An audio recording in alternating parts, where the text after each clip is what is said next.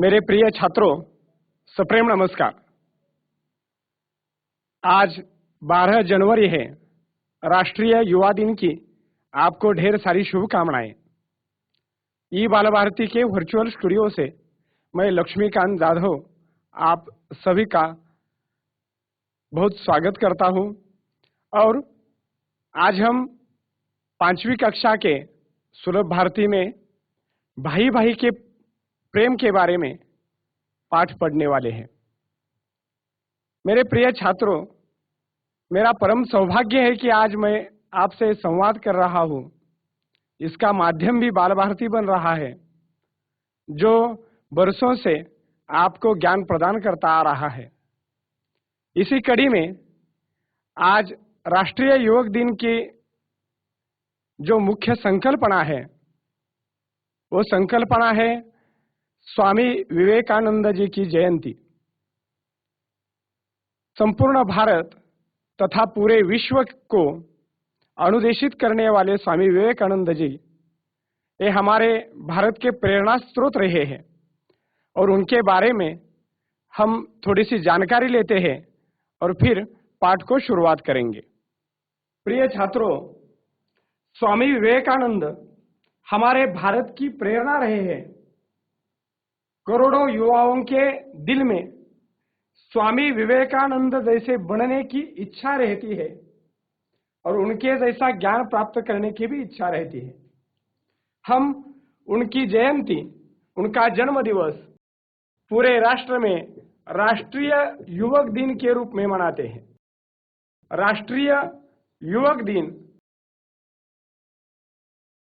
यह हम इसलिए मनाते हैं क्योंकि स्वामी जी ने बोलोपासना का महत्व अधोरेखित किया था। इसके साथ साथ जब स्वामी जी हमारे देश में प्रबोधन का कार्य कर रहे थे, तब हम पारतंत्र में थे, लेकिन स्वराज्य का महत्व जो अधोरेखित करने का काम किया वो स्वामी विवेकानंद जी ने किया था।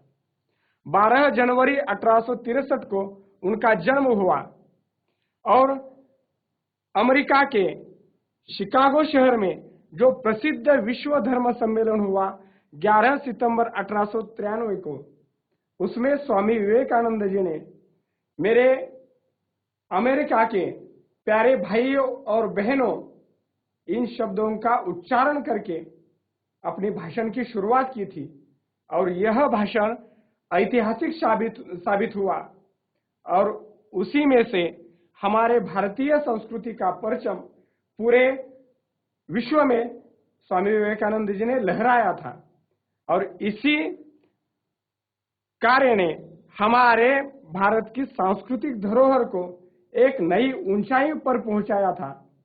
स्वामी विवेकानंद जी की जयंती पर मैं आपको ढेरों सारी शुभकामनाएं देता हूं और अब हम हमारे पाठ की ओर चलते हैं।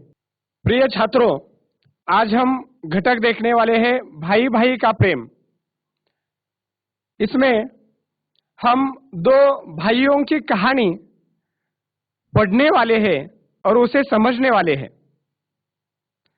हमारे देश में, हमारे पुराणों में हमें भाइयों के अच्छे बर्ताव के कई उदाहरण दिखाई देते हैं। अगर हम हमारे प्रमुख महाकाव्य रामायण की तरफ देखें तो हमें श्री राम और लक्ष्मण के बारे में जानकारी मिलती है, जो बंधुत्व का जीता जागता उदाहरण है। इसी के साथ साथ कई उदाहरण जो भाईचारे के दिखाई देते हैं, उसमें हमारे भारतीय संविधान में स्वातंत्र्य, समता और बंधुता को अधोरेखित किया हुआ दिखाई देता है। और इसी में हमारे पाठ्यपुस्तक में भाई भाई का प्रेम यह पाठ सम्मिलित किया है। पहले हम इस पाठ का मुखर वाचन करेंगे और उसे समझने का प्रयास करेंगे। पाठ का नाम है भाई भाई का प्रेम। मनोहरपुर नामक एक सुंदर गांव था। गांव की मिट्टी बहुत उपजाऊ थी, अतः गांव के अधिकांश लोग खेती किया करते थे। इसी मनोहरपुर में दो भाई रहते थे, दोनों किसान थे। उनके घर अलग अलग थे पर दोनों में बड़ा प्रेम था। दोनों भाई हमेशा एक दूसरे की भलाई की बात सोचा करते थे। इस वर्ष पूरे गांव में फसल अच्छी हुई थी, कटाई हो चुकी थी। खलिहान में सबके अनाज के ढेर लगे थे। एक दिन रात में बड़ा भाई लेटे लेटे सोचने लगा, मेरे 2 बच्चे हैं, वे गृहस्थी में मेरी कुछ न कुछ मदद करते ही हैं। मेरे छोटे भाई के बाल बच्चे नहीं है, उसे सारा काम अकेले ही संभालना पड़ता है, इसलिए मुझे उसकी सहायता करनी चाहिए। यह सोचकर वह उठा और खलिहान में गया। खलिहान में अपने अनाज के ढेर से उसने 10 गठरी अनाज बांधा। उनमें से एक गठरी सिर पर रखकर छोटे भाई के ढेर की ओर बढ़ा। ठीक उसी समय छोटा भाई भी अपने घर में बैठा सोच रहा था, मैं जवान हूं, जितना चाहे उतना काम कर सकता हूं, जहां चाहूं जा सकता हूं। किसी कारणवश यदि खेती में फायदा नहीं हुआ तो कोई दूसरा काम कर लूंगा। मेरा खर्च कम है, लेकिन मेरे बड़े भैया तो बाल बच्चे वाले हैं। घर गृहस्थी के खर्च अधिक है, इसलिए मुझे उनकी सहायता करनी चाहिए। वह भी उठा और खलिहान में गया। खलिहान में अपने अनाज के ढेर में से उसने भी 10 गठरी अनाज बांधा। उनमें से एक गठरी सिर पर उठाकर बड़े भाई की ढेर की ओर बढ़ा। अंधेरी रात थी, हाथ को हाथ भी दिखाई न देता था। इस वातावरण में दोनों भाई धीरे धीरे एक दूसरे के अनाज के ढेर की ओर बढ़ रहे थे। अचानक वे एक दूसरे से टकरा गए। दोनों चौंक कर एक साथ बोले, कौन है? दोनों भाइयों ने एक दूसरे को देखा। उनके सिर पर अनाज की गठरियां थी। दोनों समझ गए। बड़े भाई ने कहा, छोटे, तुम्हारी मदद करने वाला कोई नहीं है। तुम्हारे पास अनाज अधिक होगा तो अधिक दिन तक घर चलेगा, इसलिए मैं खलिहान से अनाज तुम्हारे ढेर में डालने जा रहा था। भैया, आप बाल बच्चे वाले हैं, आपके खर्च अधिक है, आपको अधिक मात्रा में अनाज की आवश्यकता होती है, इसलिए मैं खलिहान से अनाज आपके ढेर में डालने जा रहा था। अपनी बात कहते सुनते दोनों भाइयों की आंखें भर आई। दोनों रोते हुए एक दूसरे के गले लग गए। दोनों भाइयों के प्रेम की यह कहानी आज भी लोग भाव विभोर होकर सुनते सुनाते हैं। प्रिय छात्रों, हमने इस कहानी का मुखर वाचन किया है, मतलब हमने यह कहानी पढ़ी है। अब हम भाई भाई के प्रेम इस कहानी को थोड़ा सा समझते हैं और उसमें क्या मौलिक संदेश देने का प्रयास किया है, इसके बारे में भी चर्चा करते हैं। तो चलिए इस कहानी को फिर से समझने का प्रयास करेंगे। मनोहरपुर नामक एक सुंदर गांव था। मित्रों, ये दोनों भाई जहां रहते थे उनके गांव का नाम था मनोहरपुर। गांव बड़ा सुंदर था। गांव की मिट्टी बहुत उपजाऊ थी, मतलब गांव में जो खेती थी वो अच्छी थी, फसल अच्छी आती थी। उपजाऊ इस शब्द का मतलब जिसमें अच्छी उपज हो, मतलब जिस मिट्टी में अच्छी फसल आती है। उपजाऊ शब्द का दूसरा मतलब है कृषि के लिए उपयुक्त। उपजाऊ शब्द का तीसरा मतलब है वनस्पति, फसल आदि को बहुतायत से धारण करने वाला। और चौथा मतलब है बड़ी मात्रा में कई फसलों का उत्पादन करना या पैदा करना। छात्रों, हम जब भाषा पढ़ते हैं तो हमें शब्दों का ज्ञान अच्छा होना चाहिए। अच्छे शब्द हमारी संस्कृति बताते हैं, अच्छे शब्द हमें समृद्ध करते हैं और अच्छा शब्द हमें अच्छे से अभिव्यक्त होना भी सिखाते हैं। इसलिए शब्दों का अर्थ जानना भाषा सीखते वक्त बहुत जरूरी है। तो उपजाऊ शब्द का अर्थ हमने समझा। आगे की तरफ बढ़ते हैं। गांव का नाम है मनोहरपुर। गांव की मिट्टी उपजाऊ है, अतः गांव के अधिकांश लोग एक व्यवसाय करते हैं और उस व्यवसाय का नाम है खेती। इसी मनोहरपुर में दो भाई रहते थे, दोनों किसान थे। उनके घर अलग अलग थे। वे दोनों भाई अलग अलग रहते थे, लेकिन दोनों में बड़ा प्रेम था।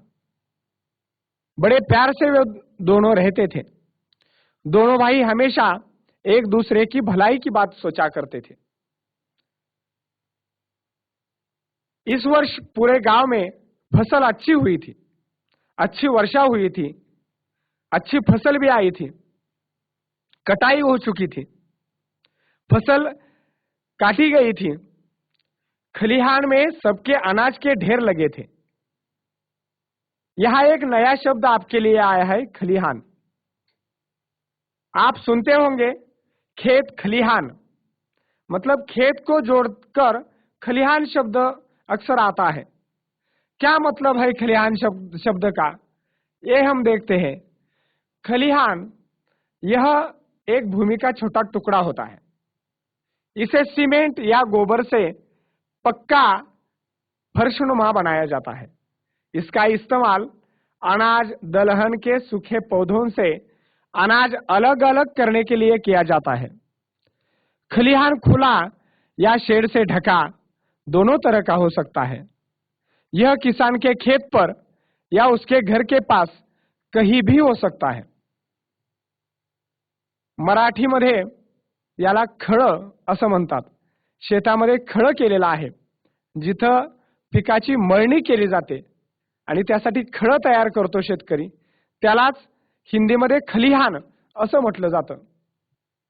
खलिहान में सबके अनाज के ढेर लगे थे। एक दिन रात में बड़ा भाई लेटे लेटे सोचने लगा, मेरे दो बच्चे हैं। एक दिन रात में लेटे लेटे बड़े भाई ने सोचा, मेरे दो बच्चे हैं और वे गृहस्थी में मतलब कामकाज में मेरी कुछ न कुछ मदद करते ही है। मेरे छोटे भाई के बाल बच्चे नहीं है, मेरे छोटे भाई के बाल बच्चे नहीं है, वह अकेला है और उसे खेती का काम अकेले ही संभालना पड़ता है। इसलिए मुझे उसकी सहायता करनी चाहिए। बड़े भाई क्या सोच रहे हैं? बड़े भाई सोच रहे हैं मुझे मेरे छोटे भाई की मदद करनी चाहिए। हमें भी छोटी बहन, बड़ी बहन, छोटा भाई, बड़ा भाई होता है। क्या हम घर पर उनकी मदद करते हैं? छोटे छोटे कामकाजों में भी बच्चों, हमें अपने भाई बहन की मदद करनी चाहिए। हम हर रोज परिपाठ में प्रतिज्ञा करते हैं, सभी भारतीय मेरे भाई बहन हैं।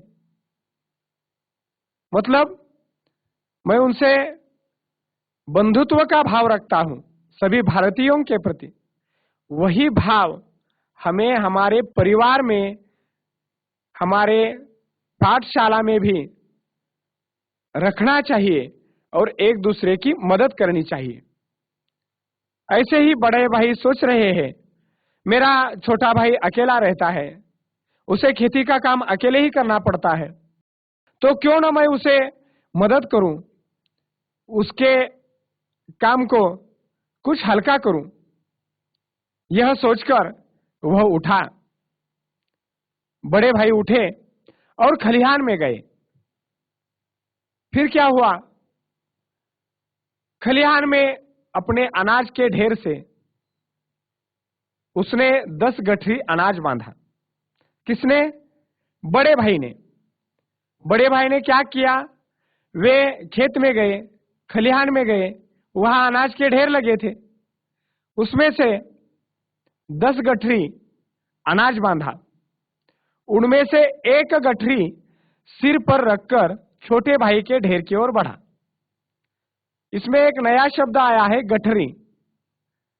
गठरी शब्द का मतलब है, आपको गठरी का चित्र भी दिख रहा होगा, कपड़े में गांठ लगाकर बांधा हुआ सामान या बड़ी पोटली, इसे हम गठरी कहते हैं। और ऐसी 10 गठरियां बड़े भाई ने बांधी और वह फिर छोटे भाई ने जो अनाज का ढेर लगाया था उसकी ओर वे बढ़े। ठीक उसी समय छोटा भाई भी अपने घर में बैठा सोच रहा था। ठीक उसी समय, जिस समय बड़े भाई खेत में गए थे, उसी समय छोटा भाई भी सोच रहा था, मैं जवान हूं, जितना चाहे उतना काम कर सकता हूं। मैं जवान हूं, युवा हूं, मैं ज्यादा काम कर सकता हूं। लेकिन बड़े भाई की उम्र हो चुकी है, मैं जहां चाहूं जा सकता हूं, चाहे जितना काम कर सकता हूं। लेकिन किसी कारणवश यदि खेती में फायदा नहीं हुआ तो कोई दूसरा काम कर लूंगा। मुझे खेती में किसी कारणवश फायदा भी नहीं हुआ तो मैं दूसरा काम कर लूंगा। मेरा खर्च कम है, लेकिन मेरे बड़े भैया बाल बच्चे वाले हैं, उन्हें बच्चे हैं, उनको उन बच्चों को संभालना होता है, उसके लिए उनको खर्च लगता है, पैसे लगते हैं।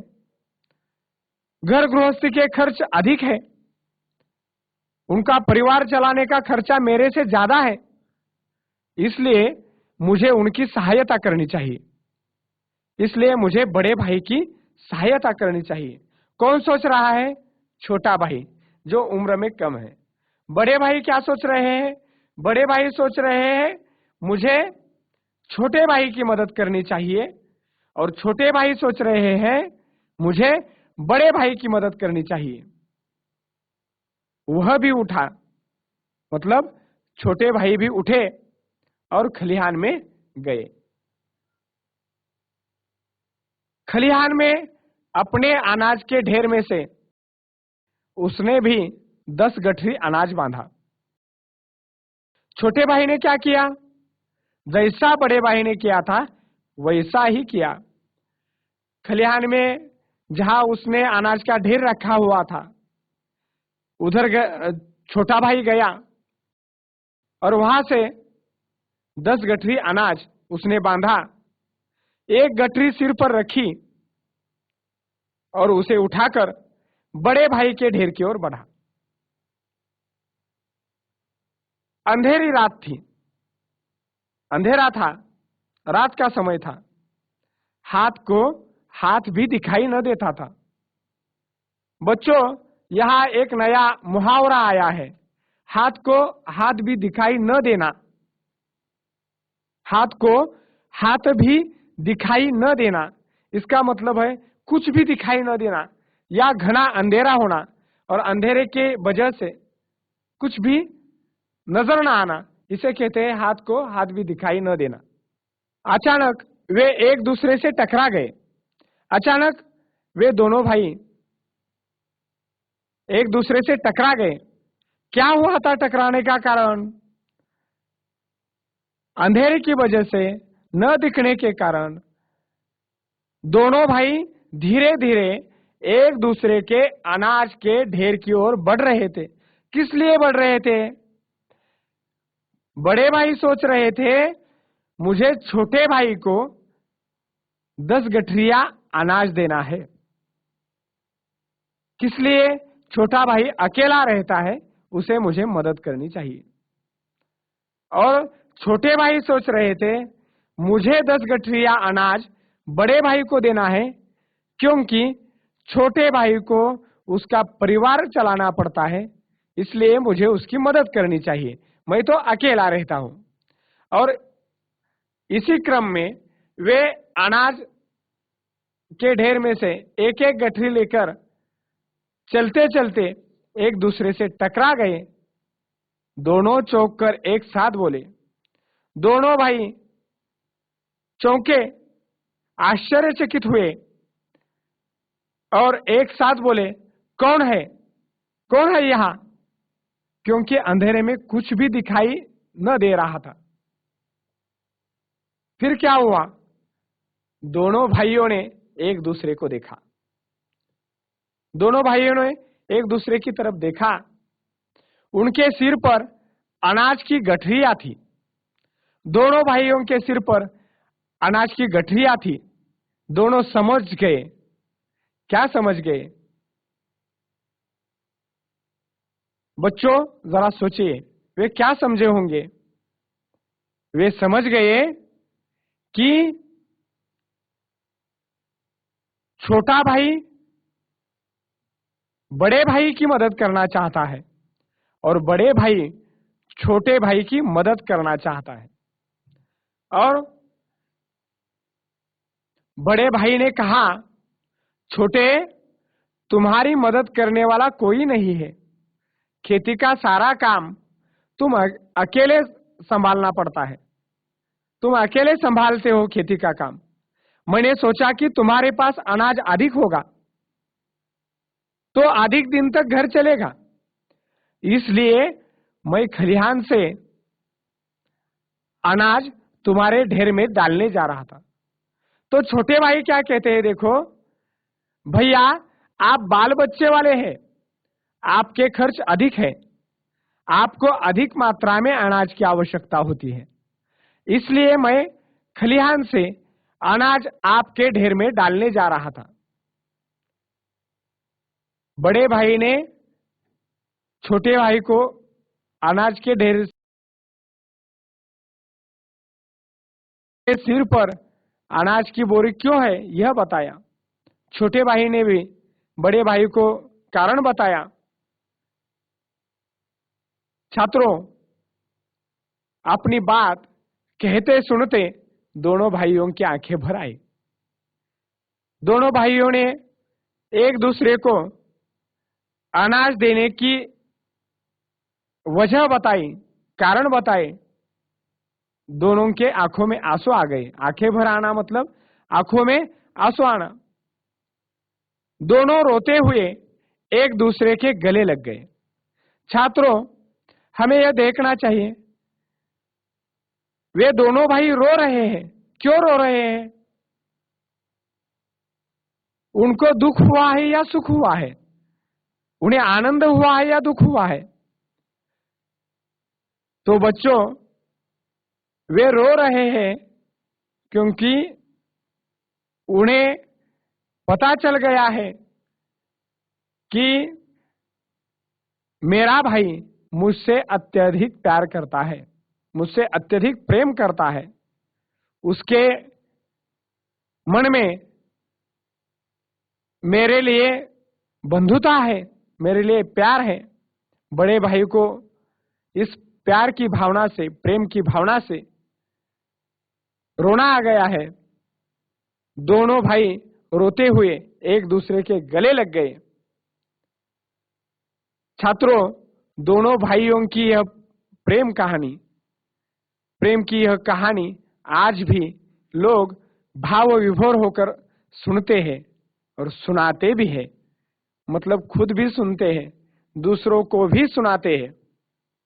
छात्रों, हमने आज भाई भाई का प्रेम यह पाठ पढ़ा और उसका सार भी समझा।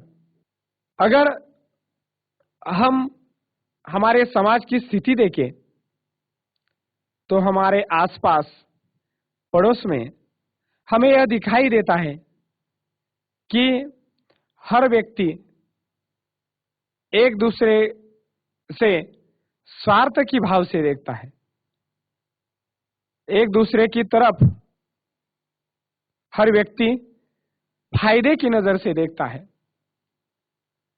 अगर हम थोड़ा सा मन में ठान ले कि हम एक दूसरे की मदद करें, एक दूसरे के प्रति प्रेम की भावना बांधे रखे तो हमारे समाज का भला होगा। हम पूरे विश्व को बंधुता का संदेश देने वाले संस्कृति का प्रतिनिधित्व करते हैं और इसीलिए हमें एक दूसरे के प्रति बंधुता रखनी चाहिए, प्यार भरा बर्ताव करना चाहिए। आगे 26 जनवरी को हमारा गणतंत्र दिन आने वाला है। 26 जनवरी गणतंत्र दिन हमें याद दिलाता है कि हमारा राष्ट्र स्वतंत्र होकर संविधान का अनुसरण करने लगा 26 जनवरी 1950 से, और वहां से लेकर आज तक हम अच्छाई की तरफ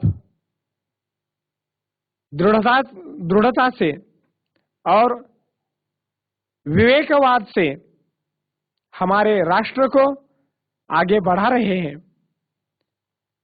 मैं इस पाठ के माध्यम से आपको भी आह्वान करता हूं कि गणतंत्र दिवस के अवसर पर, राष्ट्रीय युवक दिन के अवसर पर आप एक दूसरे से बंधुत्व की भावना से बर्ताव करें। निश्चित रूप से आप मेरा यह कहना मानेंगे, यह मैं आशा करता हूं और आपके अध्ययन को ढेर सारी शुभकामनाएं देता हूं। आने वाले गणतंत्र दिन के लिए भी मेरी ढेर सारी शुभकामनाएं और आपके अध्ययन के लिए, अभ्यास के लिए बहुत बहुत शुभकामनाएं। सदा सर्वकाल ई बाल भारती के माध्यम से हम आपके साथ जुड़े रहेंगे। धन्यवाद।